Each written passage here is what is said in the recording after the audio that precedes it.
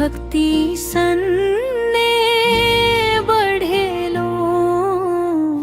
हर हर महादेव गावेत तो हर चरण धेलो। मुखड़ा भोला हमर मन बसल तोहर नाम जपैत छी। सावनक पावन रस्ता पर तोहर धाम चलैत छी।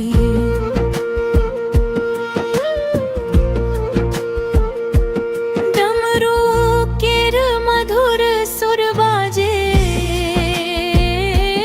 मन आनंद संग भरी जाए।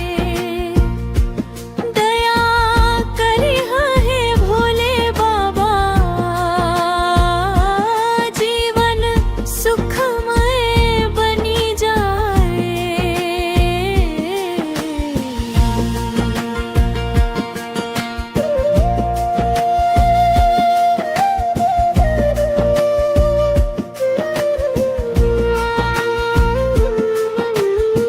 सपना सब तोहर चरण में, विश्वास हमरा अटल।